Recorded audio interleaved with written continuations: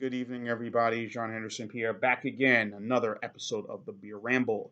And tonight we look at Kirin Ichiban.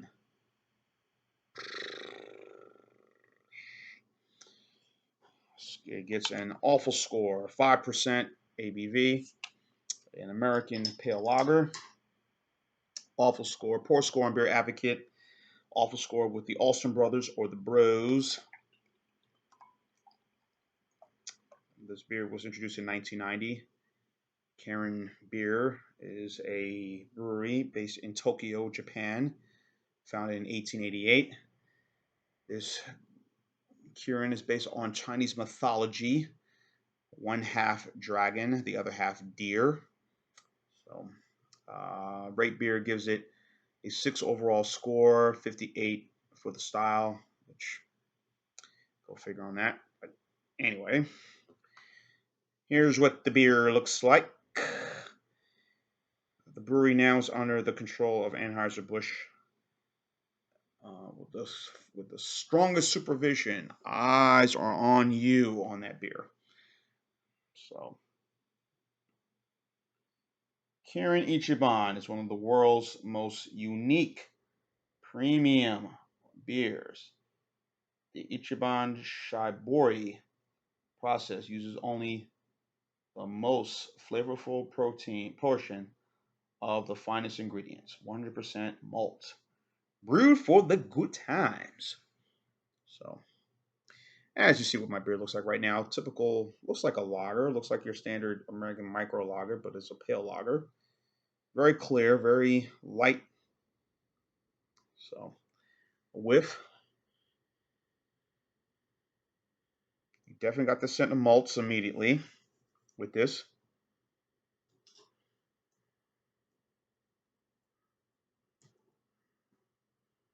Definitely a lot of aroma.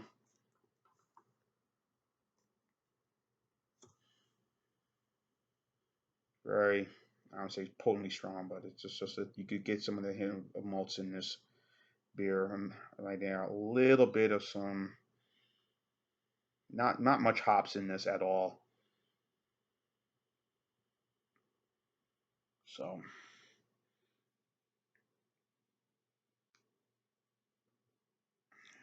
Ray Beer says 4.9, but it's rounded off to 5. So anyway, all right.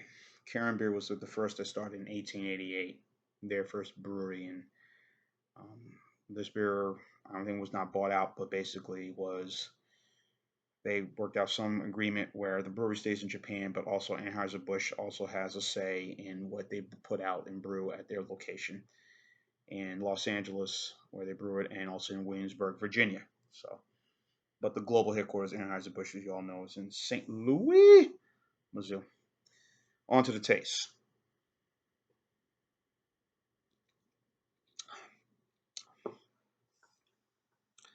Hmm. It's my first time having this. I haven't had this before.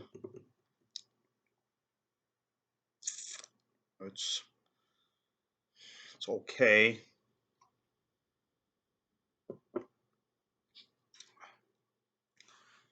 Hmm. Definitely get some malt in the taste when it goes down. I had this in the freezer. It's very refreshing. Excuse me.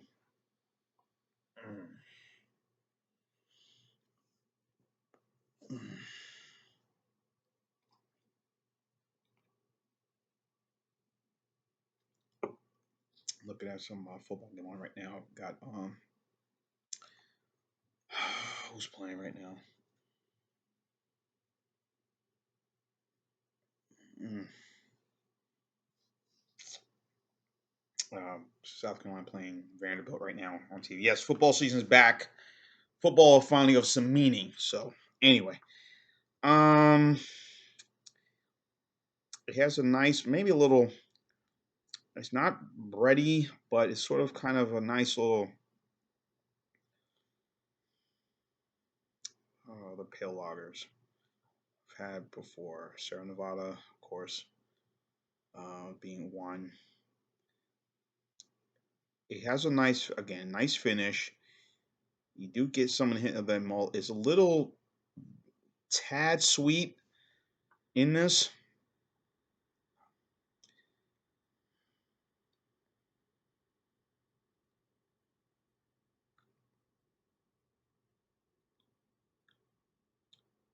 Like some skin, a little fruit skin to this.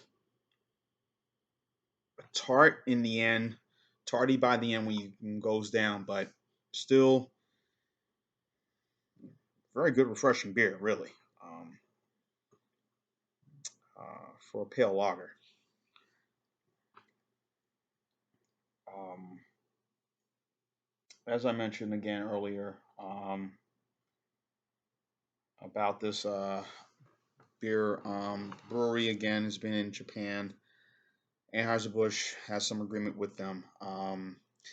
It does well, and you could pretty much see this beer anywhere in the city or any place where you live at. I know it's pretty much every time I turn around, I see it, on the shelves at my several grocery stores. I got this at a Whole Foods for $1.99,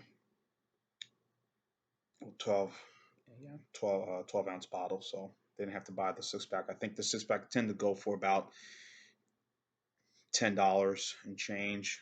I don't know, maybe you might get to 12. So depends what store you go to. Maybe 8.99. So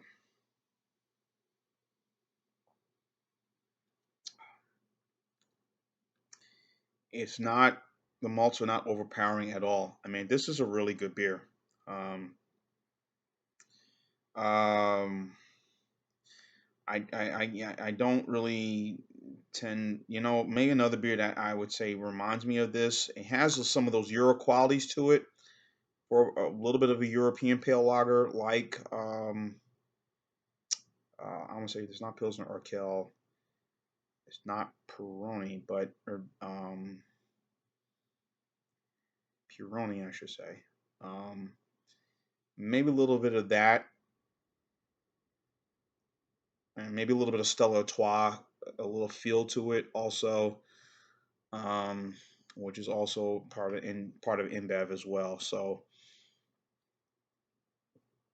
and I was going to also say Singa or Sing Singha. I did a review of that. That's also another pop beer overseas, but that's in Thailand, made in Thailand, and that kind of has those same characteristics of a Euro lager. So I'm getting a little bit of that Euro lager taste to this.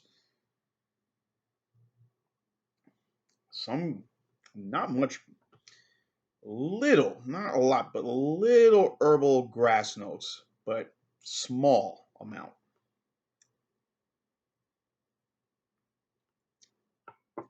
I mean, it's an enjoyable beer. I mean, it's you know um, Japanese.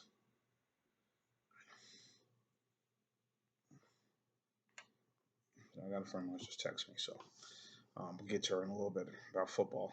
Um, but I mean, you could serve this anything seafood. I'm sure it would go well with any, shrimp lao mein, shrimp scampi, anything stir fry, a lot of spices.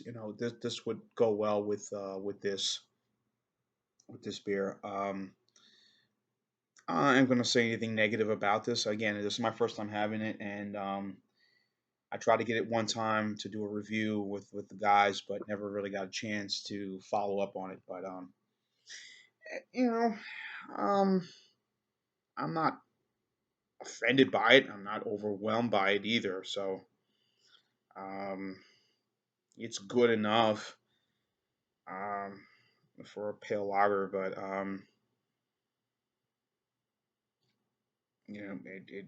I could see myself buying this again. Um, I could see even bringing it to a dinner party. Ooh, this sophisticated beer. Ooh, what's this? That or Sapporo. Um, you know, even if I can get the Sing, then yeah, I could bring that.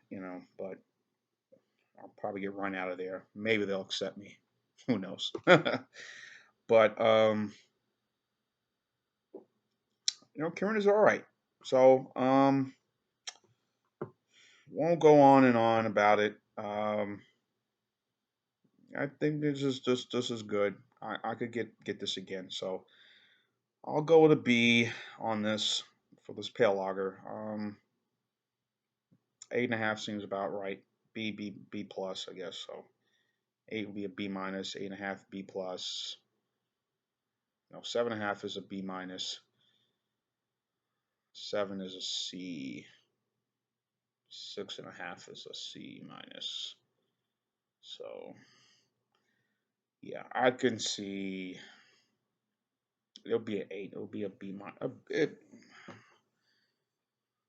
About an 8. I'm gonna be fair. I'm gonna be 8. I want to say B. B for this beer and 8. So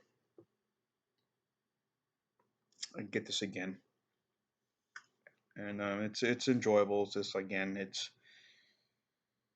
and again we are in that temperature season, that heat where it's just still living in the southeast. It's like hot, so um, I can get two of these and kick back and just chill. So 5% ain't bad. So